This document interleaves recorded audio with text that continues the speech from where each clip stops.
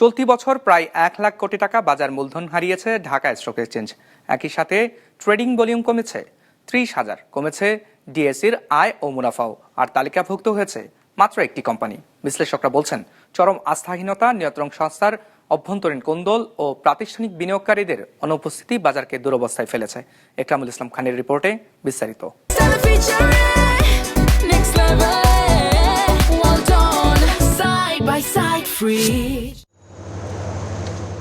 দেশের প্রধান পুঁজিবাজার Dhaka stock exchange ধুকে ধুকে চলছে।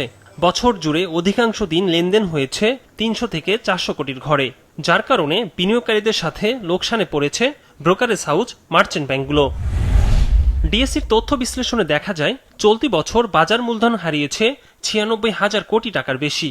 এর আগে 2024 সালে বাজার মূলধনের পরিমাণ ছিল 7,72,000 কোটি টাকা।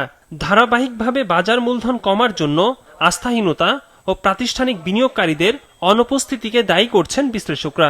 বাজারে যারা ইনভেস্টরস আছে তাদেরকে তো কনফিডেন্সে আনতে হবে, তাদেরকে তো আস্থায় আনতে হবে যে না, তারা এই বাজারে পার্টিসিপেট করলে কোনো রকম অন্যায় বা অত্যাচারের তারা সম্মুখীন হবে না, নাম্বার 1।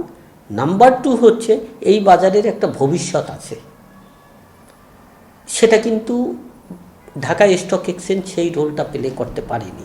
পুঁজিবাজার নিয়ন্ত্রক সংস্থা বাংলাদেশ সিকিউরিটিজ অ্যান্ড এক্সচেঞ্জ কমিশনের চেয়ারম্যান দায়িত্ব নেওয়ার সময় বলেছিলেন, অর্ধশত কোম্পানি পুঁজিবাজারে নিয়ে আসবেন।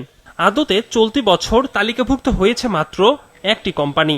ব্যবসায়ীরা বলছেন, তালিকাভুক্তির প্রক্রিয়া জটিল ও ধীরগতির হয় আগ্রহ কম তাদের। যখন এসিসির অ্যাপ্রুভাল প্রসেস সেটা is based on a viability assessment.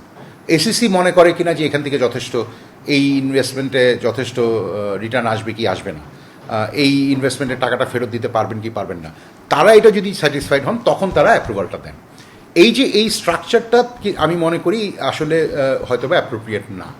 কারণটা হচ্ছে ইনভেস্টরের কোন জিনিসটাতে রিস্ক অ্যাপেটাইট আছে, কোন রিস্ক রিটার্নে তারা তাদের কাছে অ্যাকসেপ্টেবল, সেটা আসলে বোধহয় এসিসির বলে দেওয়াটা ঠিক না, সেটা ইনভেস্টরদেরকে বলে দিতে দেওয়া উচিত। সো এই যে একটা there is a paradigm problem.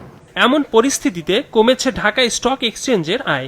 2024-এর তুলনায় চলতি বছর আয় কমেছে প্রায় 15 কোটি টাকা। একই সাথে মুনাফাও হারিয়েছে ডিএসই। চলতি বছর মুনাফা করেছে 31 কোটি টাকা, যা গত বছরের প্রায় অর্ধেকেরও কম।